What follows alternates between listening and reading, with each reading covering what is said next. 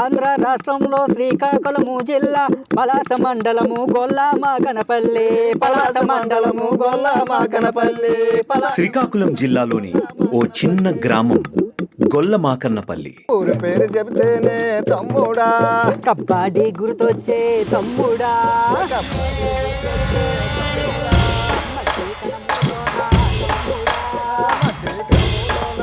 ఇక్కడ వారు గత 70 ఏళ్లుగా ఒక విలువైనది కాపాడుకుంటూ వస్తున్నారు. అదేమీ సంపద కాదు, పేరు కాదు, అది ఓ ఆట. అదే కబడ్డీ. ఆటగా నువ్వు వెళితేనే తమ్ముడా, పులులాగా దూకుతావు తమ్ముడా.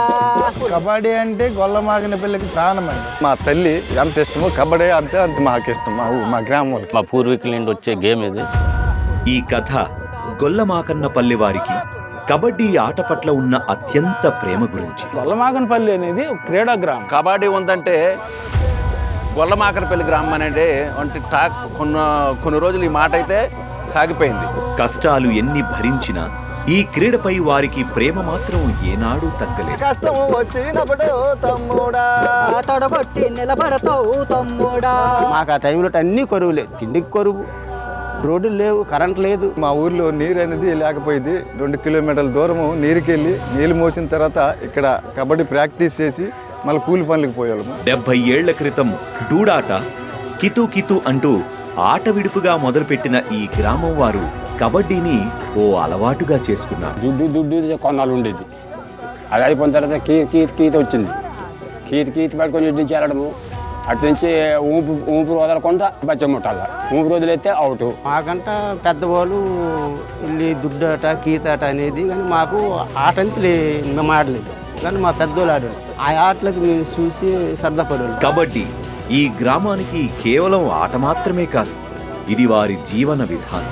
మా గ్రామంకి ముఖ్యమైన క్రీడని భావిస్తాము. అలాగే దీనివల్ల మాకు చాలా జీవనోపాధి జరిగింది. కబడ్డీ పోటీలు ఎక్కడ జరిగినా వెళ్ళి అక్కడ వారి ఆటను చూసి వచ్చి గ్రామంలో కబడ్డీ ప్రాక్టీస్ చేసి తర్వాత పొలాల్లో పనిచేయడానికి వెళ్ళేవారు.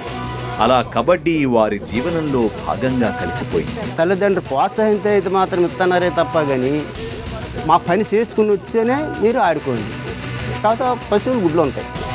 నీళ్ళు ఆ ఆట ఆపేసిన తర్వాత మేము మళ్ళీ తెన్నూలు కానీ మొగురుజాల, సున్నాదేవి అవి తిరుక్కుంటూ ఈ కావులతో నీళ్ళు మోసుకోవాలన్నమాట. అలా నీళ్ళు అందించిన తర్వాతే మనం ఆ ఆట ఛాన్స్. ఎన్నో ఒడిదుడుకుల తర్వాత ఈ కబడ్డీ ద్వారా గొల్లమాకన్నపల్లి పేరు చుట్టుపక్కల గ్రామాలకు మాత్రమే కాకుండా సుదూర ప్రాంతాలకు చాటించింది.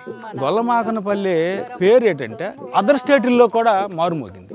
అది ఎలానంటే ఆల్ ఇండియా టోర్నమెంట్ అనేటప్పుడు ఒక స్టేట్ టీం వెళ్ళాలి, కానీ ఒక విలేజ్ టీంకి ఆహ్వానం వచ్చేది.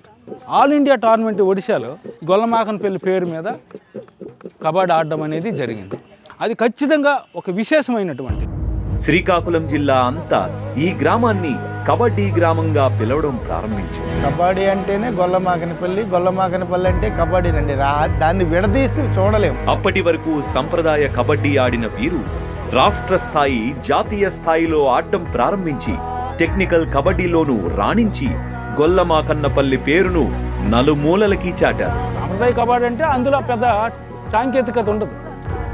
ఎప్పుడైతే స్టేట్ మీట్ ఆడామో ఇద్దరు వ్యక్తులు, ఆ స్టేట్ మీట్ తర్వాత ఏంటంటే సాంకేతిక కబడ్డీ అనేది మాకు అలవాడింది. కబడ్డీ వారి జీవిత మార్గాన్ని మాత్రమే కాకుండా వారి కుటుంబాలను కూడా నిలబెట్టింది. ఈ ఆట ద్వారా కొందరు రైల్వే, పోలీస్, ఇండియన్ ఆర్మీ వంటి విభాగాల్లో ఉద్యోగాలు సంపాదించారు. ఇవాళ గ్రామంలో 80 మంది ఎంప్లాయీస్ ఉన్నారు. అందరూ కూడా స్పోర్ట్స్ ఆడినోళ్ళే, కబడ్డీ ఆడినోళ్ళే. 80 మంది కూడా సెంట్రల్ గవర్నమెంట్ ఉద్యోగాలు. కబడ్డీ ఈ గొల్లమాకన్నపల్లి గ్రామం వారి భవిష్యత్తు కోసం ఓ మార్గదర్శకంగా నిలుస్తుంది. మా తాతల నుంచి ఈ ఊరిలో కబడ్డీ ఆడుతున్నారు. వాళ్ళ దుక్కు చూసి మేము కూడా కబడ్డీ నేర్చుకోవడము మొదలుపెట్టాము.